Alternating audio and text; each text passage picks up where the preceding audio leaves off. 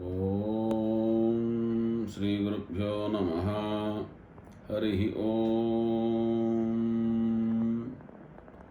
గణానాం త్వా గణపతిం హవామహే కవిం కవీనాముపమశ్రవస్తమం జ్యేష్ఠరాజం బ్రహ్మణాం బ్రహ్మణస్పత ఆనశృణ్వన్నోతిభిः సీదసాదనం. श्रीमहागणाधिपतये नमः. प्रणो देवी सरस्वती वाजेभिर्वाजिनीवती धीनामभित्रियवतु. श्रीमहासरस्वत्यै नमः. श्रीगुरुभ्यो नमः. हरिः ओम्.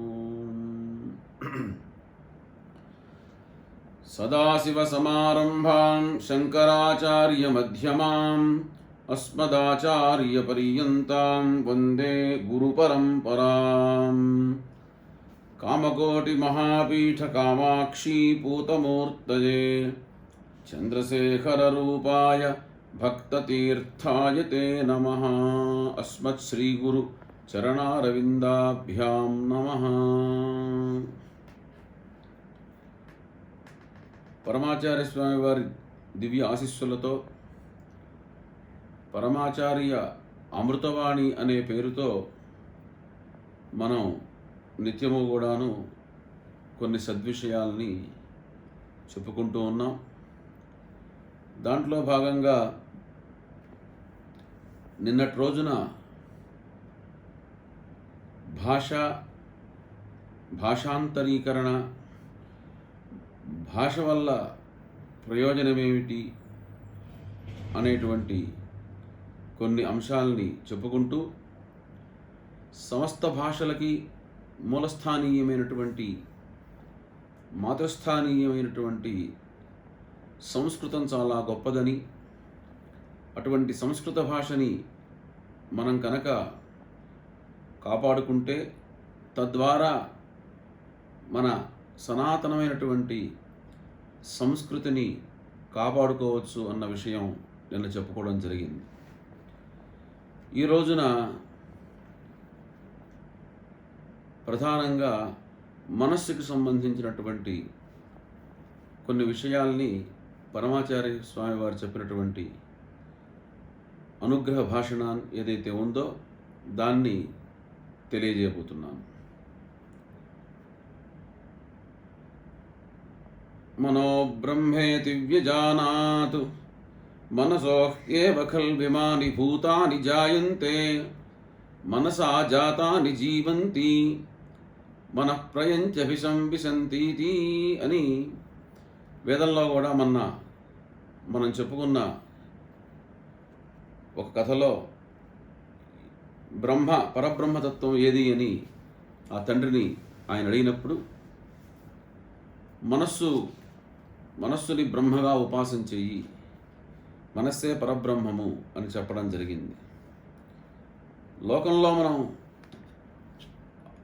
ఆలోచిస్తే మనకి ఏదన్నా ఒక మంచి పని చేయాలి అని సహజంగా ఆలోచన వస్తుంది.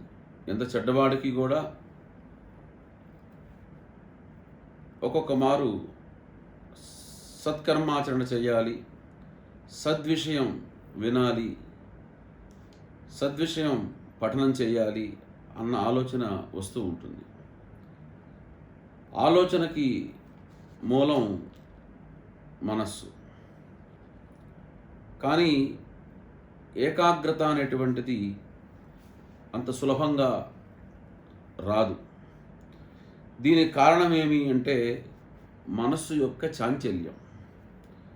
అది ఎప్పుడూ కూడాను ఒక దాని యందు ఉండడానికి ఇష్టపడదు.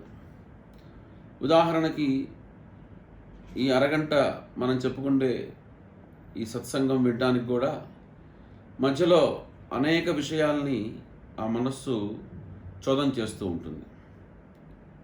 మనస్సుకి లెక్కలేనటువంటి విషయాల గురించి ఆలోచిస్తూ ఉంటుంది. అన్ని కష్టాలకి కారణం మనస్సే. మన ఏవ మనుష్యాణం కారణం బంధమోక్షయోహో అని శాస్త్రం. మనస్సుకు లెక్కలేనంటి కోరికలు మనస్సుకు స్థిరత్వం ఇవ్వటం లేదు. ఆశలకు అన్నిటినీ కూడాను వదిలిపెట్టు అని మనస్సుకు మనం దృఢంగా చెప్పలేకపోతున్నాం. అసలు సృష్టి కూడా భగవంతునికి కూడా మనస్సులో కలిగే ఈ ప్రపంచాన్ని సృష్టించాడు. అంచేతనే మనందరం కూడా మనసాధ్యాయతి తద్వాచావదతి అంటుంది శృతి. మనస్సులో వచ్చింది వాక్కుతో చెప్తూ ఉంటాం, కానీ మనస్సులో వచ్చిన ప్రతి విషయాన్ని మనం వాగ్రూపంలో గనక బయటికి పట్టుకొచ్చినట్టయితే దానివలన ఎంత అర్థం ఉందో అంత అనర్థం కూడా ఉంది. అంచేత విజ్ఞుడు ఏం చేయాలంటే మనస్సుకి వచ్చినటువంటి ఆలోచనలు ఏవైతే ఉన్నాయో ఇవి సరైనవా కాదా అని పునః మనం ఆలోచించుకొని దాన్ని మనం బయటికి చెప్తే పద్ధతిగా ఉంటుంది తప్ప, నా మనస్సుకి ఇలా తోచింది నేను మాట్లాడేస్తాను, నా మనస్సుకి ఇలా తోచింది నేను చేసేస్తాను అంటే అది కుదరదు. దాని ద్వారా అర్థం కంటే అనర్థమే ఎక్కువ ఉంది అని పెద్దలు చెప్తున్న మాట. ఒక ప్రత్యేకమైనటువంటి విషయం గురించి ధ్యానించు అని మన మనస్సు కనుక చెప్తే అదేం చేస్తుందంటే కొన్ని క్షణాలు దాన్ని కూర్చి ధ్యానించి వెంటనే వేరే విషయాల్లోకి వెళ్ళిపోతూ ఉంటుంది. ధ్యానాన్ని గురించి శాంతిని గురించి ఉపన్యాసం చేస్తున్నప్పుడు కొన్ని క్షణాలు మీ మనస్సు మన మనస్సు ధ్యానం యందు లగ్నమై శాంతిని చవిచూచినప్పటికీ, శాంతి ద్వారా వచ్చినటువంటి ఆనందాన్ని పొందినప్పటికీ వెంటనే మనస్సు ఏం చేస్తుందంటే మళ్ళా తన యొక్క పాత వాసనల ప్రకారం ఇతర విషయాలపైకి వెళ్ళిపోతూ ఉంటుంది. ఆ క్షణం సేపు మనం అనుభవించినటువంటి ఆనందం అట్లే అందకుండా చేజారిపోతూ ఉంటుంది. మనం చెప్పినట్టు మనస్సు కనుక వింటేనే మన మనస్సు మనకి స్వాధీనం అయింది అని మనం చెప్పగలం. పిచ్చివాడికి చిత్తస్వాధీనం లేదు అని మనం అంటూ ఉంటాం, కానీ మనం కూడా ఒక విధంగా చిత్తస్వాధీనం లేని పిచ్చివాళ్ళ కిందే లెక్క. అదో రకమైన పిచ్చి, ఇదో రకమైన పిచ్చి. లోకంలో అనేక రకాలైనటువంటి ఉన్మత్తములు ఉన్నాయి. వాళ్ళకి ఎంత చిత్తం అస్వాధీనంగా ఉంటుందో మన చిత్తాలు కూడా అంత వివశాన్ని పొంది మన అధీనంలో లేకుండా ఉంటూ ఉంటాయి. చిత్తస్వాధీనం ఉన్నవారు ఎంతటి కష్టం వచ్చినప్పటికీ, ఎట్టి భయానకమైనటువంటి సందర్భం ఏర్పడినా, ఎంత దుఃఖం సంభవించినా మనస్సులో ఏమాత్రం కూడాను అలజడి లేక శాంతంగా ఉండగలరు. చూస్తూ ఉంటాం కొంతమందిని, చాలా మంచి స్థితప్రజ్ఞతతో ఉంటూ ఉంటారు వాళ్ళు. కొంతమంది ఉంటారు చిన్న విషయం జరిగినప్పటికీ కూడాను వాళ్ళు హడావిడి పడి ఎదుటవాడిని కూడా హడావిడి పెడుతూ ఉంటారు. మనస్సు ఎప్పుడు ఎలా ఉండాలి అని ఒక చోట చెప్తారు, తైలధార వలె ఉండాలి. ఒక నూనె డబ్బాలో నుంచి డబ్బా నూనె మనం ఉంచినప్పుడు నూనెని గిన్నెలోకి కానీ దీంట్లో కానీ అది ఎంత ధారగా సన్నగా అలా పడుతూ ఉంటుందో అలాగే పడాలి. ఈశ్వరుడికి అభిషేకం చేసేటప్పుడు కూడా సంతతధారతో అభిషేకం చేయాలి. ఆ ధారనే చూడాలి. తద్వారా ఏకాగ్రత కుదురుతుంది. భగవంతుడి యొక్క, ఈశ్వరుడు యొక్క సత్కథలను, సచ్చరిత్రను మనం చక్కగా ఎప్పుడు కూడా అన్వయించుకుంటూ పరమేశ్వరుడు యొక్క ఆరాధన చేస్తే తద్వారా చిత్తం దాని యందు లయాన్ని పొంది మంచి ఆనందాన్ని మనం పొందటానికి అవకాశం మెండుగా ఉంటుంది. ఇట్లా చిత్తవృత్తుల్ని మనం నిరోధించి మనస్సును ఏకాగ్రం చేయటాన్నే యోగం అని అంటారు. యోగం అంటే ఏదో శరీర సౌష్ఠవం కోసమో లేదా బాగా అందంగా కనిపించడం కోసమో దానికోసం చేసేదాన్ని దాన్ని యోగం అనరు, దాన్ని అవయోగం అంటారు. యోగం అంటే జీవితంలో కామక్రోధాదులు సంభవించే సన్నివేశాలు ప్రతి మనిషికి ఎన్నో వస్తూ ఉంటాయి. వీటి నుంచి తప్పించేది యోగం, వీటిని కలిగించేది అవయోగం. మీకు అర్థమైపోయి ఉంటుంది. కాబట్టి ఆ యోగం ఎప్పుడు చేస్తాము అని మనం అనకూడదు. మనకు కావాల్సినటువంటి యోగాభ్యాసం మళ్ళీ జన్మ లేకుండా భగవంతుని యందు మన యొక్క మనస్సుని, మన యొక్క చిత్తాన్ని, మన యొక్క ఇంద్రియాలని భగవంతుని మీద ఏకాగ్రత కోసం ఉపయోగించేది యోగం తప్ప తద్విషయానికి విరుద్ధమైన విషయం ఏదైతే ఉంటుందో, క్రతువు ఏదైతే ఉంటుందో దాన్ని అవయోగం అంటారు. అందుచేత అటువంటి యోగాభ్యాస తత్పరుడై మనస్సుని స్వాధీనం చేసుకున్న వారిని శాస్త్రంలో గీతాయుక్తుడు అని అంటారు. అతన్ని యోగాభ్యాసం అంటే ఎవరో ఋషులు లేదా ముసలివాళ్ళు లేదా ఇంకా ఎవరో చేసేది కాదు. మనపోటి వారికి కూడా అది చాలా అత్యావశ్యకం. యోగాభ్యాసం అనేటువంటిది లోకంలో ఒక వ్యాధిగ్రస్తుడికే కదా ఔషధ సేవనం చేసేది. మందు ఎవరికి ఇస్తారు? రోగికి ఇస్తారు. ఆరోగ్యంగా ఉన్నవాడికి ఔషధంతో పని లేదు.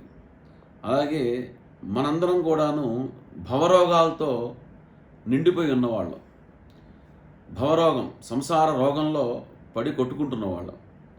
మనకి ఆ రోగం పోవాలి అంటే యోగం కావాలి. యోగం చేస్తేనే రోగం పోతుంది. అటువంటి భవసాగర రోగం పోయేటువంటి యోగం చేయాలి తప్ప భవసాగరంలో మునిగే యోగం మనం చేయకూడదు. అంచేతను ఇక్కడ ప్రతి మనిషి కూడాను తమకున్న కాలంలో కొంతసేపైనా చిత్తవృత్తి నిరోధకమైనటువంటి యోగాన్ని అభ్యసించుకోవటానికి పూనుకోవాలి, ప్రయత్నం చేయాలి, శ్రమించాలి. మనోనిరోధానికి అంటే మనస్సుని నిరోధించడానికి 2 సాధనాలు ఉన్నాయి. మనస్సుని నిరోధించాలి అంటే, ఎలా పడితే అటు వెళ్ళేటువంటి మనస్సుని ఒక కట్టడి చేయాలి అంటే 2 సాధనాలు ఉన్నాయి. ఏమిటి ఆ 2 అంటే, ఒకటి అంతరంగం, రెండవది బహిరంగం. ఈ రెండిటి మీదే సమస్త విషయాలు నడుస్తూ ఉంటాయి. ఈ 2 మనకు అవసరమే. ఎందుకంటే యజ్ఞయాగాదులు, సంధ్యోపాసన, దేవతార్చన, పరోపకారము, దాన ధర్మాలు చేయుట బహిరంగ సాధనలు. మరి ఇవి లేకపోతే మనిషి కష్టం కదా. ఇవన్నీ మనం చేయాలి కదా జన్మ ఎత్తినందుకు. మరి అంతరంగ సాధనలు ఏమిటి? అయ్యా మీరు బహిరంగంగా ఏదో మంచి కార్యక్రమాలు చెప్పారు, పూజ చేయమన్నారు, దానం చేయమన్నారు, బాగానే ఉంది. దీనివల్ల బహిస్సంబంధమైనటువంటి సంస్కారం మనకి వనగూరుతుందే తప్ప ఆంతరమైనటువంటి సంస్కారం కావాలంటే ఇంకో మార్గం ఉంది. ఏమిటి ఆ మార్గం అంటే అహింస, అలాగే సత్యము. ఇవి వినటానికి 3 అక్షరాలు 4 అక్షరాలునే ఉంటాయి, కానీ దీంట్లో చాలా విషయాలు ఉన్నాయి.